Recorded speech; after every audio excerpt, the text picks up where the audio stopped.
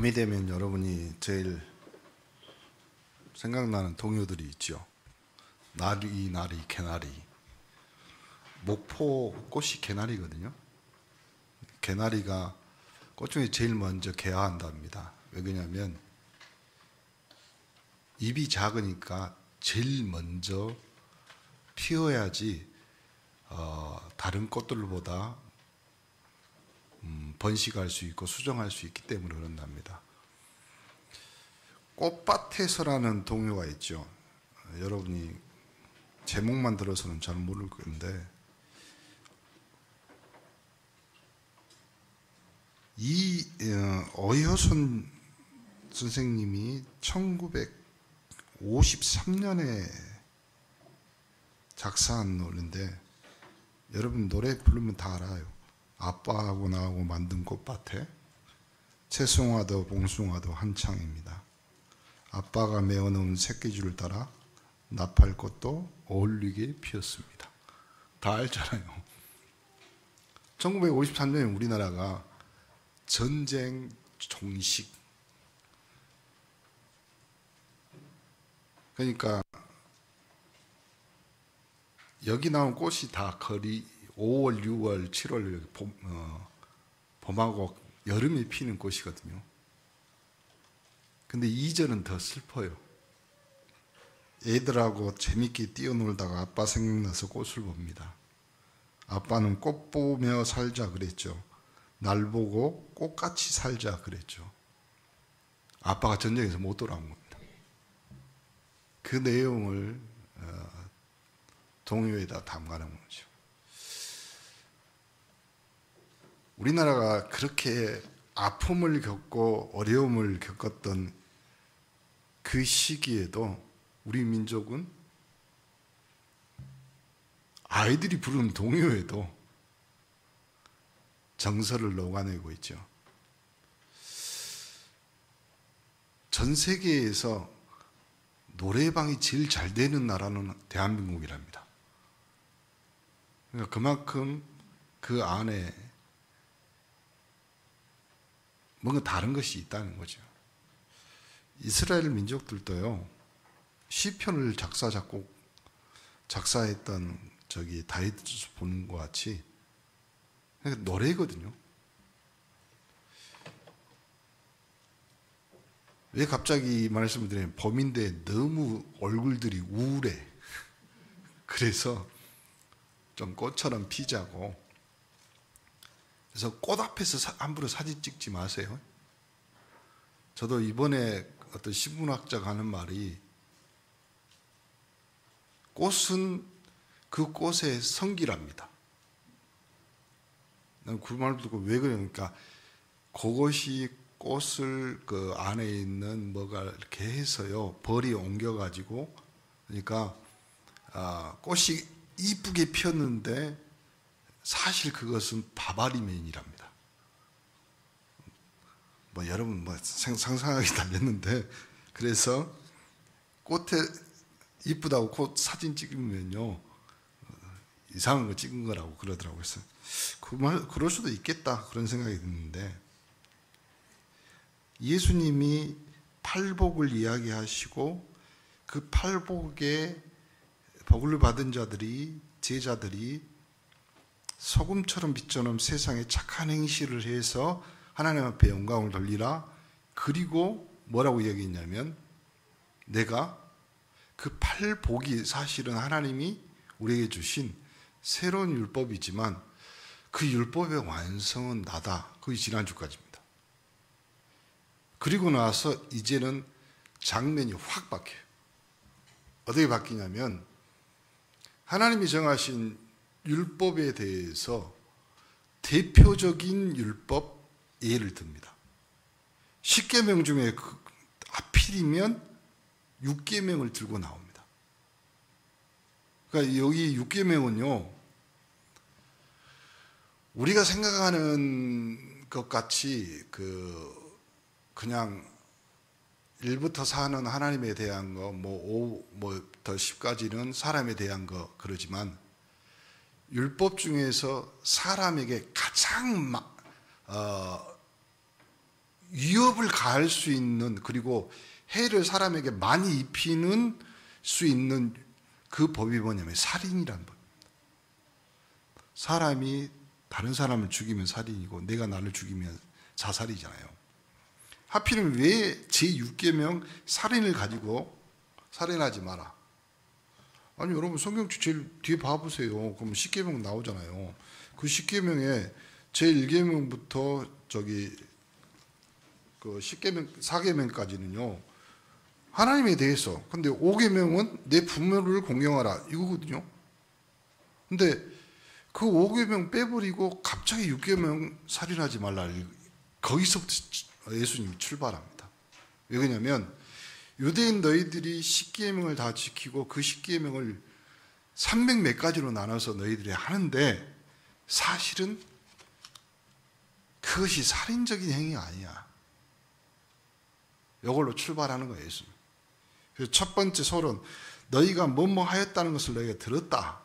그 말은 너희 이제까지 구전으로 고전으로 그리고 조상들이 지켜온 전통으로 했던 것들을 너희가 들었으나 이걸 성경에 오늘 21절부터 저기까지요 43절까지 4번을 반복해요. 계속. 그러면 너희가 이때까지 지켰던 그 법은 들어왔고 그리고 그걸 행하는 너희는 그러면서요 예수님이 너희가 들었으니까 그러나 나는 너희에게 이렇게 말한다 이러면서 시작합니다. 그리고 나서 또 하나 뭐라 하냐면 너희가 그 율법을 기록해 놓은 것을 다 읽지 못했느냐 이렇게 말하면서 나는 너희에게 이르노니 이 말은 옛사람은 누구를 말씀하냐면 대부분 구약에 있는 율법을 가지고 유대인들이 전통과 자기의 유전으로 하나님의 율법을 자기 것으로 해석한 사람들. 완전히 다른 걸 가르친다 이 말이에요. 지금 예수님이 하는 말은. 그러니까 예수님이 반박하고 계신 그것은요. 하나님이 모세에게 준 율법 자체를 반박한 것이 아니라 서기관 바리새인 너희들이 만들어 그리고 너희들끼리 소유한 율법 아니야 이 말이에요. 교회도 그럽니다. 교회가 조심해야 될 것 중에 하나가 있습니다. 뭐냐면 교회 안에 유전 전통 복음 외에 싹 다 바꿔야 돼요. 교회 안에 들어와갖고 교회는 우리 교회는 원래 이렇게 해야 되고 저렇게 해야 되고 뭘 그렇게 해야 돼요. 개혁 교단이고 우리가 기독교는요 복음 외에 다 바꾼다고 해서 하나님 앞에 선 전도자들이 만든 단체입니다. 살인하지 말라, 간음하지 말라, 누구든지 아내를 버리거나 이혼 증서를 줄 것 줘라, 내 이웃을 사랑하고 내 원수를 미워하라, 원수를 갚지 말고 동포를 원망하지 말고 내 이웃을 사랑하기를 내 몸같이 사랑하라, 나는 여호와다. 이거 레위기 19장 18절에 나오는 말씀이거든요. 근데요 여기다 덧붙여가지고 자세히 보면 이 계명들 앞에다가 바리새인들이 고치고 만든 자기들의 율법을 자기들도 지키기 힘드는데 백성들에게 이야기합니다. 그 자체를 비유적으로 6계명 가지고 들어와서 살인하지 말아요. 예수님이 가르치는 율법에 대한 서기관들의 왜곡과 관련해서 대조를 합니다. 그러면서 율법 자체에 대해서는 너희들이 오해한 해석이 이런 거 아니야 이렇게 말씀하시는 거예요. 지금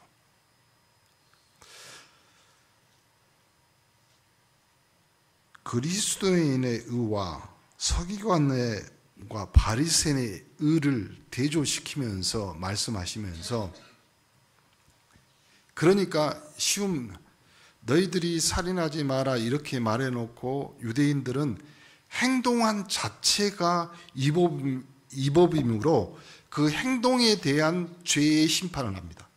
그런데 오늘 본문은 예수님은 행동이 아니라 칼로 찔린 것이 아니라 너희가 입으로 라가는 히브리어로 욕이에요. 우리나라 말로 하면. 그리고 미련한 자 뭐 이렇게 너희들이 칼을 들고 손으로 찔른 것이 죄일 뿐더러 더 큰 죄, 거기에 덧붙여서 너희들이 입으로 한 것도 심판 지옥불에 들어간다.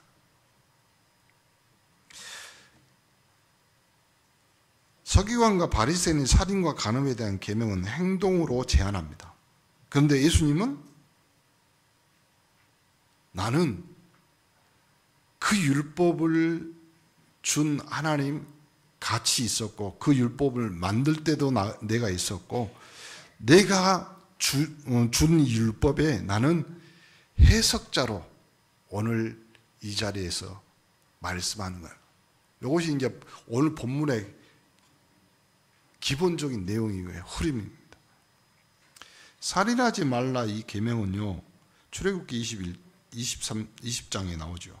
신명기 5장에도 나오는데 이 살인한 자는 장로 7명을 조직해 가지고 각 고을의 지방 재판소에서 이제 재판에서 사형에 처합니다. 그래서 저번에 한번 말씀드렸잖아요. 근데 내가 나무 하려고 하다가 도끼로 찍었는데 갑자기 그것이 빠져가지고 날아가고 맞았어요. 그리고 그 사람이 죽었어. 부지 중에 살인한 사람, 그걸 방지하기 위해서 그 7군데에다가 뭘 만들었냐면 도피성을 만들어. 그 안에 들어가면 누구든지 그 안에 관리하는 제사장이 죽을 때까지는 죄를 물을 수가 없어요. 바리새인과 서기관은 하나님의 심판에 대해서 언급하지 않습니다. 그들에게 중요한 것은 집안 법정의 심판. 누구로 조직된? 장로 7인으로 조직된. 가만히 생각해 보세요. 하나님이 왜 십계명을 출애굽에서 나온 이스라엘 백성에게 광야에서 그것도 모세를 불러다가 산에 불러다가 40일 동안 있으면서 하나하나 조목조목 그리고 이제는 돌판에다가 2개에다가 이걸 새겨갖고 모세에게 줬거든요. 그래서 모세가 가지고 내려오는데 그 안에 광야에서 산 밑에서 기다리던 백성들이 난리 구판을 펼치잖아요. 모세가 올라가고 내려오지도 않는데 지금까지 우리를 여기까지 인도한 신을 만들자. 그리고 애굽에서 나올 때 애굽 사람들의 스스로 또 그 사람들에게 줬던 금, 은, 폐물을 싹 다가 모아다가 부어서 우상을 만들어요. 송아지 우상을 만들어요. 그 이름을 여호와라고 지었습니다. 모세가 내려와서 하나님의 법을 가지고 내려와서 보니까 그 우상 앞에 자라고 있는 모세가 열받아 가지고 그 돌판을 던집니다. 그 돌판이 깨졌죠. 그러니까 하나님 또 불러 모세를. 그래가지고 산에 돌 2개를 들고 또 올라갑니다. 그래가지고 이스라엘 백성에게 지금까지 내려오는 십계명의 율법을 줍니다. 그러면 여기서 잠깐 광야에서 백성들이 가나안 땅까지 가는 길에 우상 숭배도 했지만 어찌 됐든 하나님이 십계명을 모세를 통해서 이스라엘 백성에게 준 이유가 있을 거 아니에요. 첫 번째 이유, 너희들은 땅의 백성이 아니라 광야의 백성이 아니라 나의 백성이다. 그 첫 번째. 두 번째는 이거는 제가 말하는 것이 아니라 신학자들이 요즘 내가 이거 공부하느라고 머리가 아픕니다. 신학자들이 뭐라고 이야기했냐면 수십만의 대군을 몰고 가려면 공동체 생활을 해야 되잖아요. 근데 공동체 생활을 하는데 법이 없으면 보세요. 친구들끼리도요 한 서너 명 모이면요 식당에 갑니다. 중국집에 뭐 먹을래? 대답이 없어요. 그리고 나는 맛있는 거. 제일 기분 나쁜 놈이 그겁니다. 그렇죠? 네 마음대로. 그러니까 거기서 누가 딱 나서갖고 빨리 정리합니다. 적어. 불러. 그러면 끝납니다. 이스라엘 그 광야에 가나안 땅까지 가는 그곳에 하나님이 기본적으로 정해놓은 그 법을 하나님의 백성이요, 그 하나님의 백성의 공동체를 유지하기 위해서 하나님이 제정한 법을 유대인들이 또 바꿔본 거예요. 서기관과 그걸 오늘 예수님 지적하는 거예요. 살인하지 말라. 너희들이 해석하고 너희들이 그 율법을 소유한 것 같지만 그걸로 백성들을 죽이지 않냐. 마태복음 5장 21절 이하에도 너희 의가 서기관과 바리새인보다 낫지 않으면 천국에 들어가지 못한다. 예수님이 요구한 의가 있잖아요. 그렇죠? 옛사람에게 말한 바 그러나 나는 너희에게 이르노니 이러면서요. 예수님은 구약의 율법과 자신의 말씀을 비교한 것이 아니라 모세의 율법에 대한 거짓 해석, 그걸요 율법을 주신 예수께서 자신의 해석으로 대조시킵니다. 그렇다면 첫 번째, 하나님께로 난 율법의 권위를 왜 목사님이 첫 번째 본문 제목으로 정해놨냐? 대부분의 유대인과 서기관은 율법을 해석할 때요, 옛사람에게 들은 바, 너희가 읽은 그 성경의 구절을 가지고 들어와서요, 자기들의 권위로 이 율법을 해석해서 이야기합니다. 그런데 예수님은 옛사람의 권위에 호소하지 않고 바로 하나님의 권위에 근거하여 자신의 말씀을 선포하고 계십니다. 마태복음 7장 29절에 이는 그 가르치는 것이 권위 있는 자와 같지 않고 권위 있는 자와 같고 그들의 서기관들과 같이 아니하며, 예수님이 가르치는 것은 다른 거예요. 오늘 마태복음 5장 21절 22절을 읽었잖아요. 바리새인과 예수님이 가르치면 두 가지 대조를 이룹니다. 첫 번째가 뭐냐면 다른 점이 살인죄에 대해 이해가 바리새인 단순한 살인 행위에 국한되어 있어요. 둘째로 그것은 심판에 대해서 이해가요 세상 법정 처벌에 끝내버립니다. 예수님은 이 행동을 비롯해서 비록 행동으로 옮겼지 않았지만 마음에 분노하는 것, 사람의 인격을 무시하고 멸시하는 것 자체도 살인이라고 말합니다. 이유 없이 분노하는 것은 정당한 분노 있을 수 있습니다. 근데요, 오늘 성경에 보니까 여기 나오죠. 야고보 사도는 사람의 성내는 것이 하나님의 의를 이루지 못한다. 골로새서 3장 8절과 에베소 4장 31절에도 제 목록에도 이 분노가 나옵니다. 이제는 너희가 이 모든 것 탐심과 우상숭배를 벗어버려라. 곧 분과 악의와 해방과 너희 입에 부끄러운 말이다. 분을 내도 죄를 짓지 말아라. 해가 지도록 분을 품지 말아라. 그거 안 되잖아요, 잘.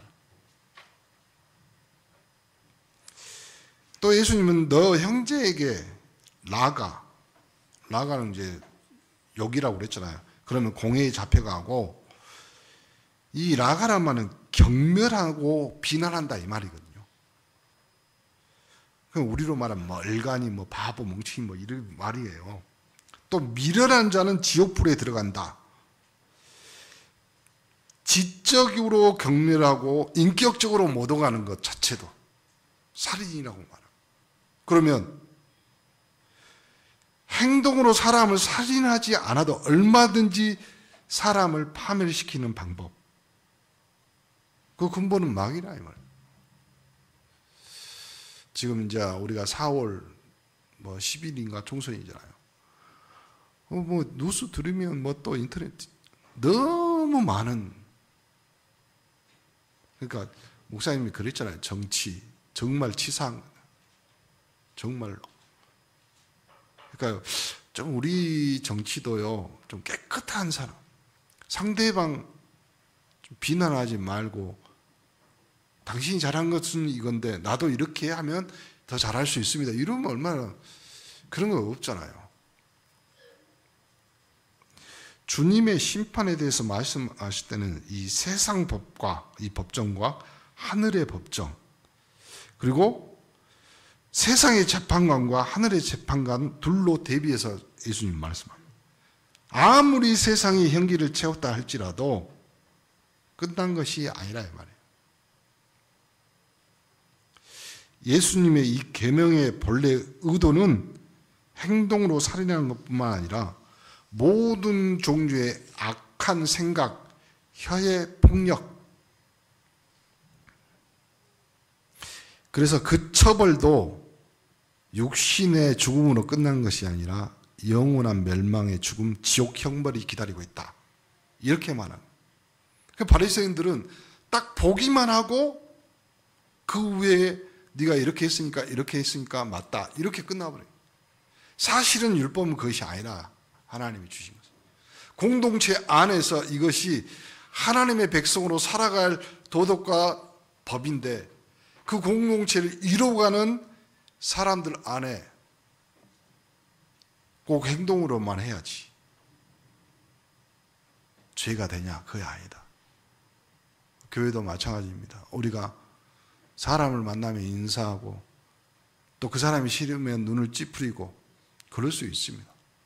그런데 교회라는 것은 주님이 머리이시기 때문에 우리는 머리된 주님은 교회 안에 모든 영적 분위기를 만들어 가는데, 내가 번제물이 되고 내가 희생제물이 되셔, 그 주님을 본받는 가장 확실한 십자가의 길입니다. 오늘 예수님이 마가복음 7장 21절 23절에도요 사람이 속에서 나오는 것이니 그것이 사람을 더럽게 하는데, 악한 생각, 음란, 도둑질, 살인, 간음, 탐욕, 또 악독, 속임수, 음탕, 질투, 비방, 교만, 우매함, 이 모든 악한 것이 다 속에서 나와서 사람을 더럽게 한다. 주님은 악한 생각을 살인과 똑같이 취급했습니다. 그래서요, 사람은 아무리 인격이 훌륭하더라도 지옥의 형벌을 피할 수 없다는 사실을 깨닫고 스스로 하나님, 나는 죄인이고 나의 사악함을 인정할 수밖에 없다. 로마서 3장 10절, 의인은 없어, 하나도 없어. 모든 사람이 죄를 범하였으며 하나님의 영광에 이르지 못하니라. 바리새인들과 서기관들의 심판을 받아야 할 죄는 행동으로 하는 살인하는 것, 이런 식으로 가르칩니다. 하나님의 계명의 수준을 땅 위에 죄인된 인간의 강교한 표준으로 맞춰버린 거예요. 그 표준으로 살면 사람 눈은 속일 수 있습니다. 그런데 하나님은요, 더, 마귀는요, 하나 더, 모르면 몰랐지 다 알고 있어요. 사람들도. 왜냐하면 하나님이 그 코에 생기를 불어넣음으로 사람이 생명이 됐어요. 영적으로 다 알아요. 오늘도 아침에 재활원 요양원 예배드린데요, 장애인 친구들이요 모를 것 같아요. 다 압니다. 다 알아요. 저 선생님은 나를 싫어하고 저 선생님은 나를 이뻐하고 다 압니다. 이사야서 1장 11절부터 29절 사이에 심판에 그래서 경고를 하잖아요. 내 방백들은 패역하여 도적과 짝하며 다 뇌물을 사랑하고 사례물을 구하고 고아를 위하여 신혼치 아니하며 과부의 송사를 수리하지 아니하니. 그러니까 원래 하나님의 법은 선행을 행하며 학대받는 자를 도와주며 고아를 위하여 신원하며 과부를 위하여 변호하라, 이것이 뜻이거든요. 그런데 첫 번째와 두 번째 그 뜻은요, 너무나 많은 갭을, 왜냐하면 자기에게 유익이 안 된다. 그러니까 유대인 서기관 바리새인들은 그걸 행동으로 바꾸고 버렸습니다. 그래서 그걸 지적하는 거예요. 그게 너희들이 그래서 살인한 거 아니냐. 살인죄, 특히 가인의 살인죄는 에벨을 드리는 일로 인한 살인이었잖아요. 창세기 4장 2절 8절에 나오죠. 재물 가지고 제사를 드리는 것. 하나님이 인간을 만드시고 인간이 범죄하고 나서요, 하나님 만나는 유일한 행위는 재물 가지고 하나님 앞에 제사 지내는 겁니다. 그래서요, 희생 제물이 없으면 하나님 만날 수가 없어요. 하나님도 창세기 3장 21절에 하나님은 아담과 하와를 내보내실 때도 가죽 옷을 입었다는 것은 지금처럼 가죽이 옷이 공장에 만들어지는 건 아니잖아요. 짐승 한 마리 희생시켜야 돼. 이것이 성경의 희생 제물입니다.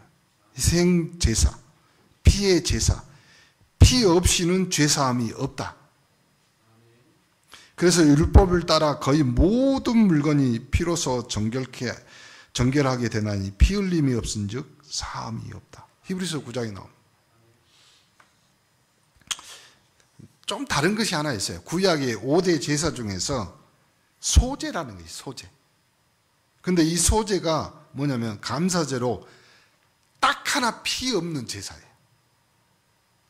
이 소제는 반드시 피의 제물로 드리는 번제에 그것도 얹어서 드려야 돼요. 그럼 결국은 똑같다 이 말이에요. 피 없이는. 그러므로 가인의 제사는 창세기 3장의 문제를 희생 제사를 없이는 해결할 수도 없고 하나님을 만날 수도 없습니다. 그러니까 하나님이 가인의 제물은 받지 않고 아벨의 제물을 받잖아요. 그러니까 가인이 거기서 삐져갖고, 그러니까 하나님이 가인을 만나러 오시잖아요. 히브리서 11장 4절에도 믿음으로 아벨은 가인보다 더 나은 제사를 하나님께 드림으로 의로운 자라 증거를 얻었다. 근데 성경에는 뭐라고 하냐? 증거가 뭐냐면 하나님이 그 애물에 대한 증거는. 그러니까요, 희생 제물은요, 하나님 앞에 하나님을 만나는 유일한 길이었고, 그 유일한 길이 희생 제물이었던 대속물이셨던 예수 그리스도밖에 없다. 우리가 완전한 하나님의 법을 지키려면 그리스도의 십자가에서 다 이루었다. 이 사실이 다른 사람의 소유가 되면 안 되고 나의 소유가 되어야 될 줄 믿습니다. 그래야지 홀이라도 남김없이 하나님 앞에 다 갖게 돼야지. 그리스도의 의가 내게 전가되어서 나는 죄를 지었지만 의롭다 선포받는 자가 되고, 이것을 너희가 그 은혜로 말미암아 구속을 받은 것. 그것이 희생제물의 뜻입니다. 예수님은 제자를 부르실 때 살리는 목적으로 부르셨잖아요. 또 산에 올라가 자기 원하는 다 부릅니다. 12를 세우고 자기 함께 있고 또 보내사 전도도 하며 귀신을 내어 쫓는 권능. 그러니까 여러분이 사람 살리는 전도자가 돼야 돼요. 사람. 그래서요, 좀 여러분이 영적 망대에 제대로 서워서요, 만나는 사람마다 귀신을 내어 쫓는 권세를 사용하세요. 기도합니다. 근데 좀 시아버지 만나고 누구 만났는데 남편 만났는데 당신은 귀신이야 그러면서 예수 이러면 또 사고 나는 거예요. 그러지 말고 제발 속으로 기도하세요. 예수님도 속으로 그들을 마음을 기도하면서 기다려주고 안아주고. 마태복음 28장 18절 20절 하늘과 땅의 모든 권세. 그래서 그 권세 가지고 모든 민족 제자 삼고 아버지와 아들 성령의 이름으로 세례 베풀고 분부한 모든 것을 가르쳐 세상 끝날까지 너희와 항상 함께 있으리. 그러니까 여러분, 어떤 상황, 어떤 형편에서도 두려움이 없는 이유 중에 하나가 그겁니다. 우리 초창기에 우리 한국에 왔던 선교사님들도 마찬가지였고, 지금 우리나라에서 오지로 가신 선교사님들도요, 어쩌면 그렇게 두려움이 없는지. 그렇죠? 저번에 한번 말씀드렸잖아요. 아프리카에 선교사님 제발 여기는 가지 마세요. 아프리카 경찰이 말렸다니까요. 그것도 여자분이야. 근데 거기 가서 또 순교하셨어. 그 선교사님 경찰한테 딱 한마디 한 거예요. 그러려면, 아니, 내가 왜 여기 왔겠냐. 그러려고 여기 온 거 아니냐. 기도해 주시기 바랍니다. 갑자기 새벽에 문자가 왔는데, 카톡이 왔는데, 세계력교에서 도와주고 우리 최태웅 선교사가 이제 제자 해서요, 렉셀이라는 민도루 전사님, 좀 굉장히 목사님 됐죠. 저번에 목사 안수 받았으니까. 사역을 그 지역을 돌아다니면서 자기에게 들어오는 사례금이 50만 원이에요. 한국 돈으로. 거기서 20만 원 띄워가지고 랩런트들 또 해가지고 이렇게. 그러니까 최태웅 선교사가 항상 마음에 안타까워하고, 그리고 자기도 힘든데 랩런트들 4명 이렇게 하고 있고 뭐 이렇게 이랬는데, 아침에 이병헌 목사도 나한테 전화 왔는데, 어제 사역 갔다 오다가 오토바이 사고 났는데 못 깨어났는 거예요. 여러분 좀 기도해 주고, 민다나오 렉셀 전도사 저기 목사님, 한국말 목사님 가서 이야기하잖아요. 그러면 60% 정도가 알아듣습니다. 굉장히 RTS도 1년간 다녔고 세계로에서 한 3년간 있다가 현지에서 지금 사역을 준비하고 있었는데, 기도해 주시기 바랍니다. 또 이르시되 너희는 온 천하에 다니며 만민에게 복음을 전파, 믿고 세례를 받는 사람은 구원을 얻을 것이다. 그렇죠? 아이 병든 사람에게 손을 얹은 즉 나으리라. 여러분의 사역이 그겁니다. 우리가 300명에게 복음을 제시하고 30명을 영접, 3명 교회와, 그건 우리에게 하나님 주신 응답이고, 또 제가 한 목사하고 지금 이제 그 새로운 전도 수첩 만들고 있습니다. 우리는 응답 받아야 될 줄 믿습니다. 왜 그러냐면 우리는 증인이니까. 땅 끝까지 이르러 내 증인이 되리라. 예수님만이 그리스도, 오직 이 그리스도의 복음을 전하는 제자들의 고백. 그래서 주님은 마태복음 16장 18절에 내 교회를 세우리. 우리가 왜 목회자들이, 주의 백성들이 요즘 입이 다 굳어져 없죠. 자신의 문제가 오직 복음으로 해결되었다는 사실에 현장에 자극이 없다. 목사님 여러 번 말하죠. 제자는, 전도자는 현장에 시간표가 있고 현장의 정체성, 현장이 나의 거울이. 이것은 사탄이 역사하는 현장을 모른다는 것이고, 언제의 끔찍함을 모를 뿐만 아니라 1분 1초도 그리스도의 그늘에서 벗어나는 것이 가장 큰 위험이 된다는 원리를 모른다. 사실은 복음 모른다 이 말이죠. 그러니까 우리는 다시 한번 333 운동의 주역으로서는 하나님의 백성들이 되기를 간절히 축원합니다. 주님의 몸된 교회는 주님께서 복종하는 영광을 받으셨고, 모든 하나님의 백성은 그리스도의 종이며 그리스도의 핏값으로 사신 바 되었고, 우리가 만일 미쳤어도 하나님을 위한 것이요 정신이 온전하여도 너희를 위한 것이니 그리스도의 사랑이 우리를 강권하는도다. 우리가 생각하는 하건대 한 사람이 모든 사람을 대신하여 죽었은즉 모든 사람이 죽은 것이다. 그래서 우리는 그리스도와 함께 십자가에 못 박힌 건 줄 믿습니다. 바울의 사명의 동기는 딱 이거예요. 빌립보 교회에 편지 보내잖아요. 형제들아, 내가 당한 일이 도리어 복음 전파되는 진전이 된 줄 너희가 알기를 원한다. 그러면 무엇이나 거칠어로 하나 참으로 하나 무슨 방도로 하든지 전파된 것은 그리스도니 이로써 나는 기뻐하고 또한 기뻐한다. 로마의 미결수 판결로 석방이 되든지 아니면 사형되든지 두 사이에 있던 사도 바울 자신의 심경, 우리의 심경, 우리의 고백이 되어야 될 줄 믿습니다. 빌립보서 1장 21절, 이는 내가 사는 것이 그리스도니 죽는 것도 유익함이라. 빌립보서 1장 22, 24절에도 마찬가지잖아요. 내가 차라리 세상을 떠나서 그리스도와 함께 있는 것이 훨씬 더 좋은 일이. 이 중심이 복음 전파하는 기회를 찾는 거잖아요.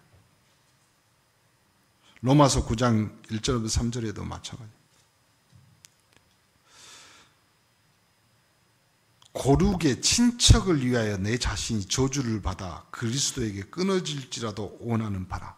나는 그래서 여러분, 목사님 여러분 말하잖아요. 전도자는 복음을 선포하는 자다.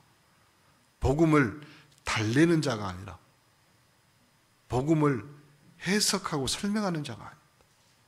복음을 선포하는 여러분 되기를 간절히 축원합니다. 결론, 그러면 소극적인 전도가 있어요. 소극적인 전도. 그거는 목사님이 첫 번째. 소극적인 전도 첫 번째, 예배의 걸림돌 모두 다 제거해야 돼. 그렇죠? 보세요. 영적인 자살을 막는 방법은 예배에 있습니다. 그렇잖아요. 예배 실패, 인생 실패라고 말하지만 다시 한번 또 어려움을 만들었습니다. 예배 실패에 나를 죽이는 자살이다. 그 정도로. 왜 그러냐면 우리는 그리스도와 한 치라도 떨어져서. 자, 그래서 예배의 모든 걸림돌을 시간, 장소.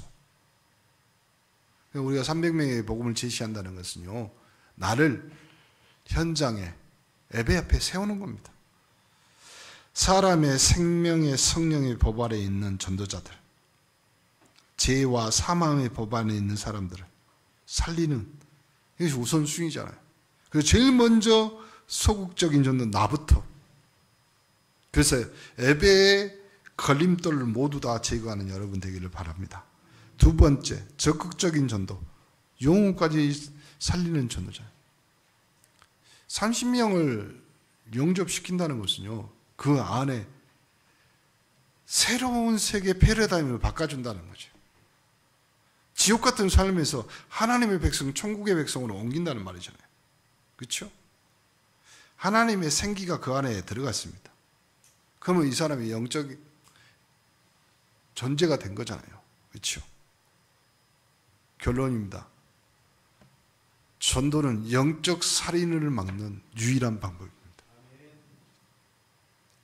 자살 예방책 예배입니다.